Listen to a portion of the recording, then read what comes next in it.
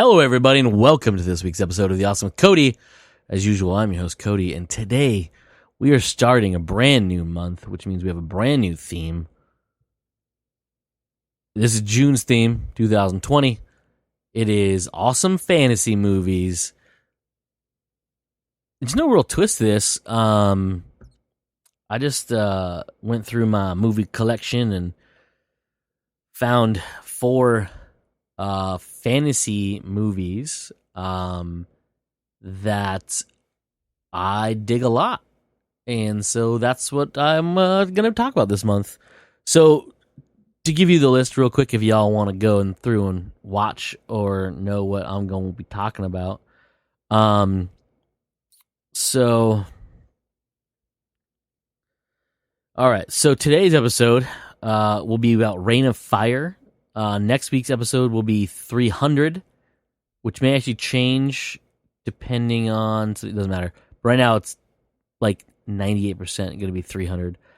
Then I'm going to do the 2011, you can kind of say remake or reboot of Conan with Jason Momoa. And then last but not least is Prince of Persia, which is also a video game adaptation. Anyhow, so today's episode, Reign of Fire.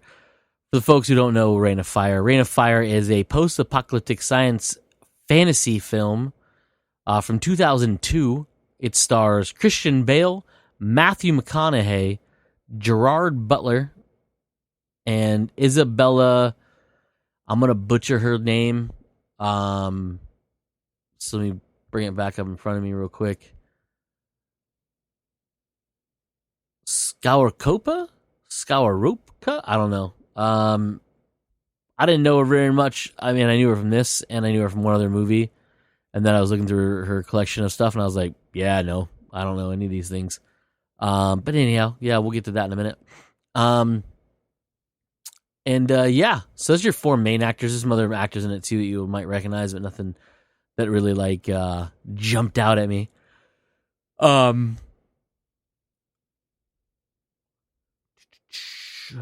Where was the... There it is, sorry. Lost my notes. Skipping around my stuff. So, movie is directed by a gentleman named Rob Bowman. Rob Bowman has made a lot of things. Most notably, he's directed a lot of TV stuff. Way back in the day, he did ones and twos of MacGyver and 21 Jump Street. He did 2 episodes of Werewolf. He did 13 episodes of Star Trek Next Generation, which is pretty cool. The Highwayman, Quantum Leap, Alien Nation, Baywatch. A lot of TV shows. Parker Lewis Can't Lose. He did 12 episodes. 33 episodes of X-Files. 28 episodes of Castle, which he also produced, executive produced, all of them or something. Yeah, so he's done a lot of television. Film-wise, he only has 2 standout movies because, actually, in one sense, he has 3 standout movies. 2 of them are actually good movies.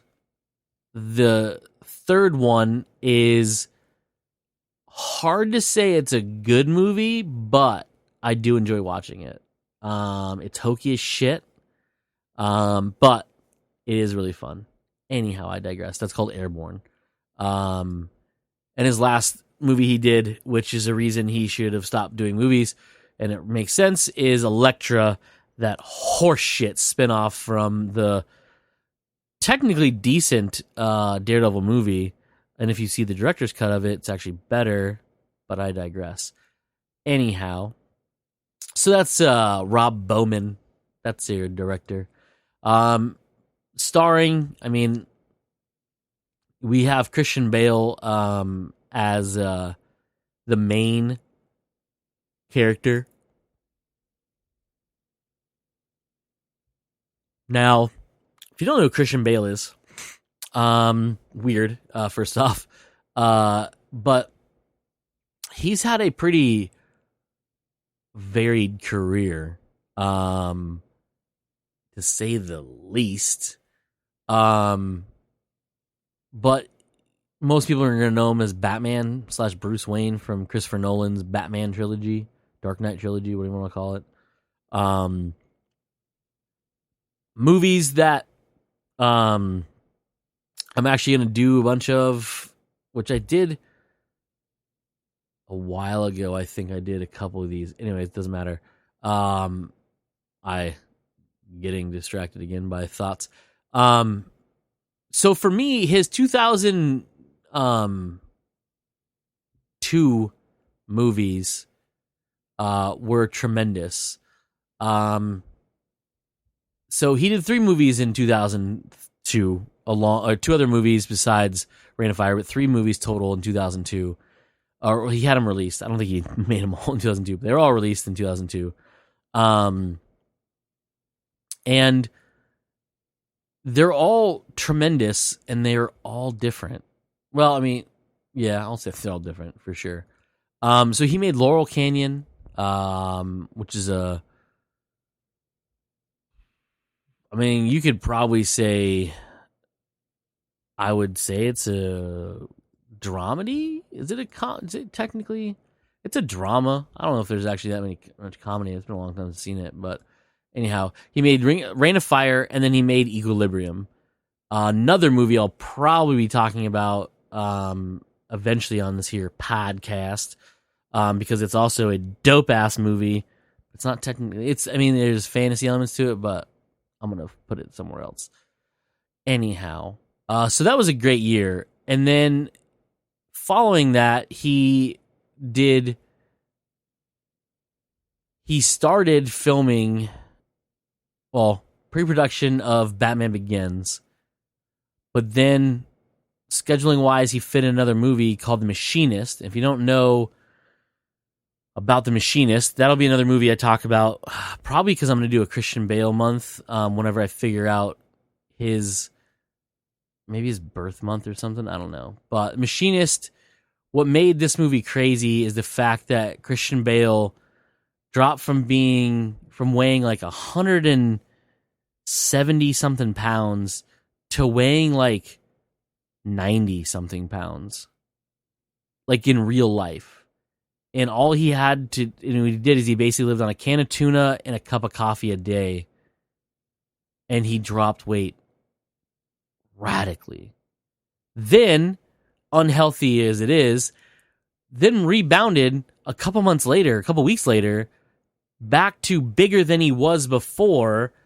So I should say this. So he started pre-production on Batman Begins in 2000. I want to say it was 2003. Is when I remember it happening. He went through that. There was a bunch of secrecy. No one really knew who he was. It wasn't really a big star. I mean, I knew who he was because I've been watching his movies for a long time. And so he gets the role of Batman. He does a bunch of workout. He gets muscle. He gets kind of packs it on.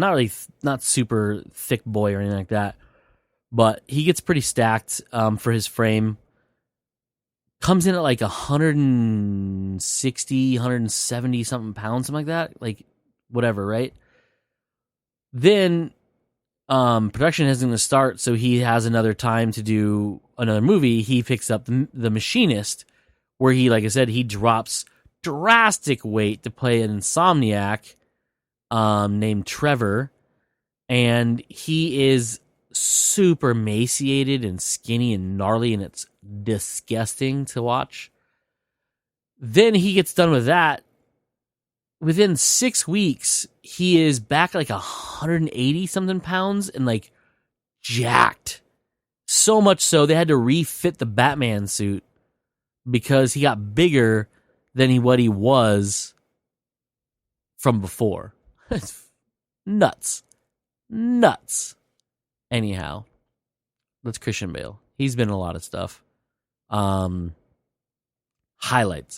I would say Rain of Fire, Equilibrium, The Machinist. He voiced the English version of Hal and Hal's Moving Castle. Batman, from Batman Begins, The Dark Knight, Dark Knight Returns. He did Harsh Times, fantastic movie. I never fully saw all of The New World because it looked boring. The Prestige, 310 to Yuma. Not going to mention that one. Public Enemies. The Fighter. He was amazing in The Fighter. Yeah, I mean, he's been in a bunch of stuff that's fucking amazing, and he's awesome. That's Christian Bale. You know Christian Bale. Next up, Matthew McConaughey. This dude's been around, all the way back from Glory Days. And, of course, all those movies. Dazed and Confused would be one of the earliest ones I ever saw him in. Or, well, one of his earliest movies I ever saw. Because I don't think did I ever watch? I think I have, because I've probably seen it. Yeah, I've seen that movie for sure. Yeah, My Boyfriend's Back. I've seen that one. But well, he was in Texas Chainsaw Massacre: The Next Generation. Dazed and Confused, Angels in the Outfield, Boys on the Side, Glory Days, Lone Star, A Time to Kill, Contact, Amistad, Newton Boys, Ed TV, U571, Wedding Planner, Frailty, Rain of Fire, boom, there it is. Done a lot of stuff. Sahara, fun movie. Not really a big fan of it, but fun movie. Really, just dude's good fucking guy. He was amazing in Gentleman. If you haven't seen it, by the way, The Gentleman, the Guy Ritchie movie. Oh man, it's so good. Yeah. So yeah, that's Matthew McConaughey. Done a lot of good stuff, man. And he was good in this. He jacked his shit in this too. Isabella Skrupko. I'm not too sure how to say it. Polish, I believe. Yep, Polish Swedish actress. Only thing I recognize her from, and it wasn't even the top of my list when I was looking it up, is she played Natalia Simonova in GoldenEye, the reboot of the James Bond franchise way back in the day with Pierce Brosnan. By far the best Pierce Brosnan James Bond movie of all, because the other ones were pretty fucking trash. I digress. That's for another day, another month, another theme, and that's Isabella Scorupco. I don't know how to say her name. I'm terrible with names in general. I get mine wrong all the time. And then you have Gerard Butler, who has done a shit ton of movies. He makes a second appearance this month with 300, which I'll get to next week because that's next week's film. I'm pretty sure I'm going to be talking about. He's done a shit ton of stuff. Earliest thing I always think about when I think about Gerard Butler, and most people don't, is actually Dracula 2000, which is one of the best Dracula movies I can think of. But yeah, that's just me. Then there's Rain of Fire. Some would say Timeline, but the movie's fucking trash. But one of the biggest ones I always think about when I think Gerard Butler, and I always think, oh, what else? Well, there's a few things like Law Abiding Citizen, always, but Phantom of the Opera. He plays Eric the Phantom. He sings in it. It's actually him, and it's fantastic. I mean, just so good. So good. Anyhow, so he's in this movie too. We'll talk more about him because of 300 next week. Rain of Fire. For the folks who haven't seen it, go out and watch it. It's fun.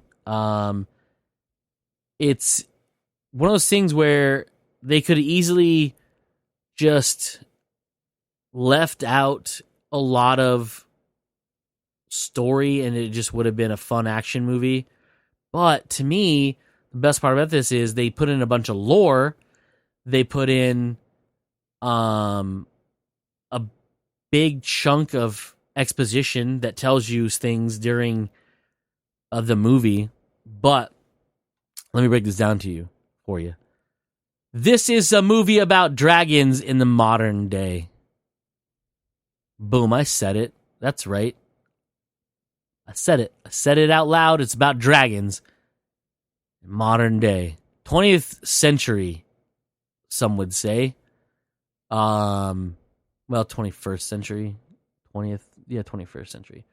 2002. Anyways, so the movie takes place on an unspecified date in 2000 in the early 20th first century. But if you go to roughly what you think Christian Bale's character Quinn, his age would be, he was in grammar school. That's, in England, I'm probably sure it's probably different. But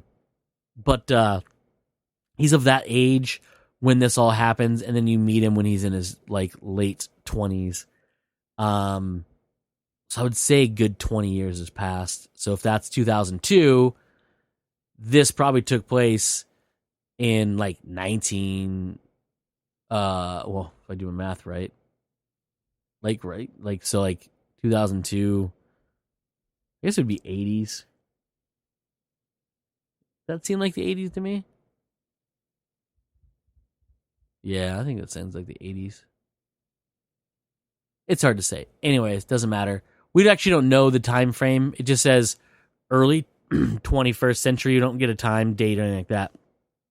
Anyhow, movie was made in 2002. Doesn't mean it took place in 2002, but whatever.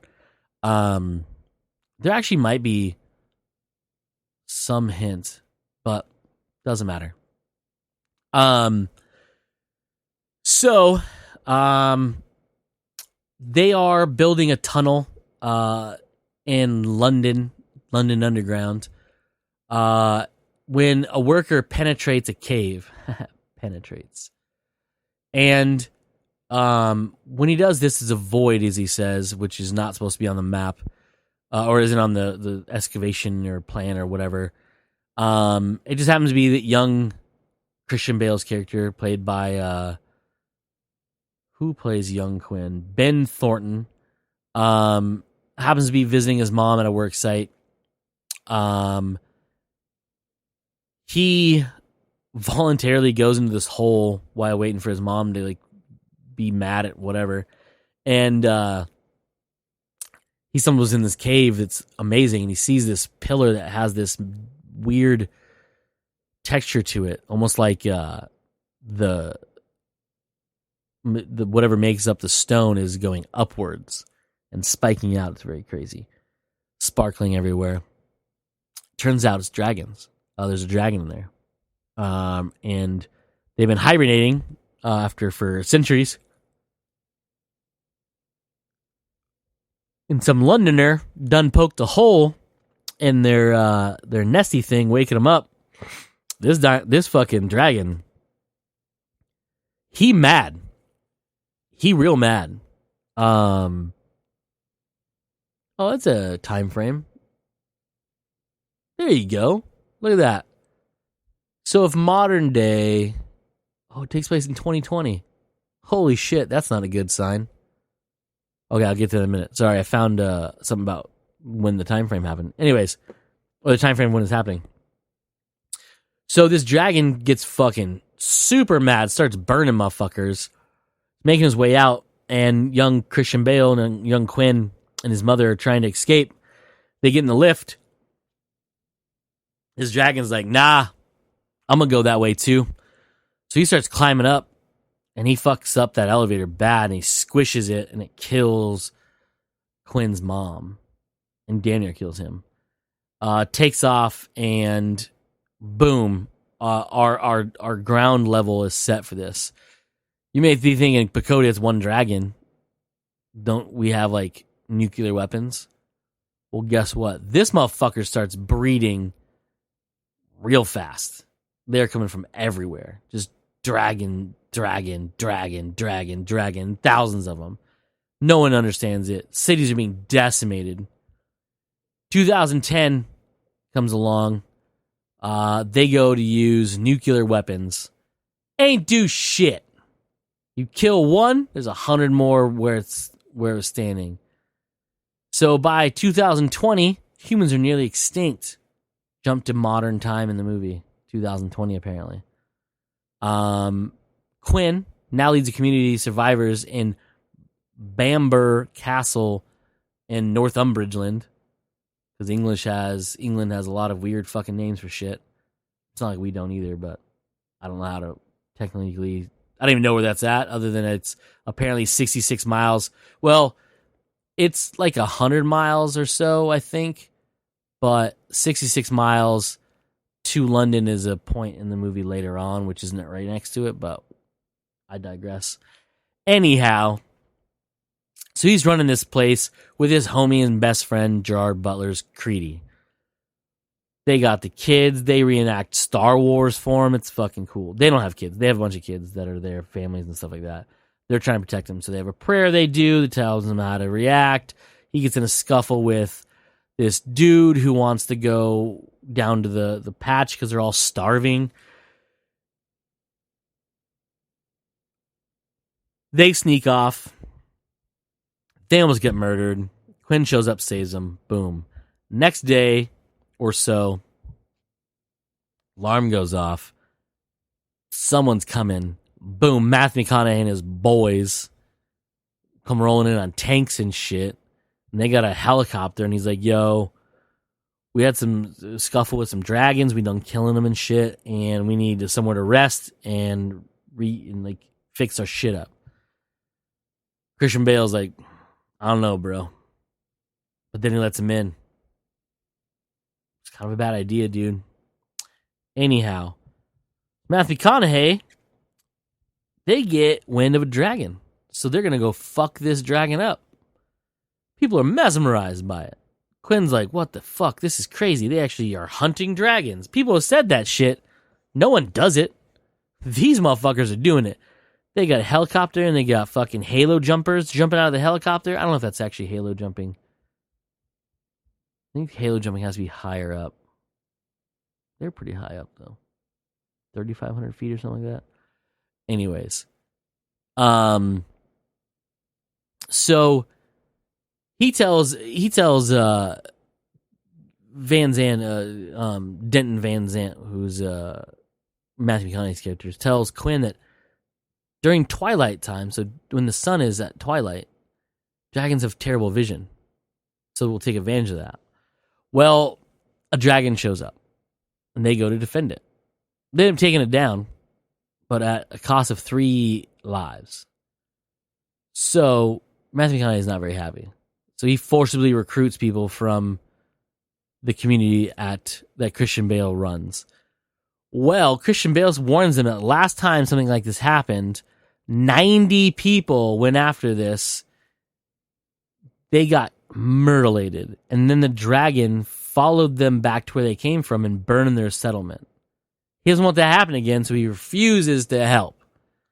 Well, he gets his ass kicked when he tries to stop forcibly Matthew McConaughey's character, who is shredded in this movie, has crazy tribal tattoos on him, which look cool, but also are kind of shitty. Not shittily done, I mean, whatever, but it's just like cool. Whatever. Anyhow, that's a very American thing to do. Anyhow, so he takes a bunch of people with him. They're going. They get stopped by this roadblock at night, and he realizes, fuck me. I think Quinn was right. This dragon set a trap for us. And with one pass, this dragon kills and destroys everybody except for Van Zandt, who barely makes it out alive. He kills all his soldiers except for Alex, who's in the helicopter. He destroys all their vehicles except for Alex in their helicopter. And then they realize it's going back to the castle. So he goes up and ends up having another 2 people or something that survive. Anyways, they go back. They find out that the big male dragon did go back to the castle, and it is decimating it. They get all the kids and some of the women down to the shelter they were building that has these water jets in it. And they realize there's a bunch of people still upstairs.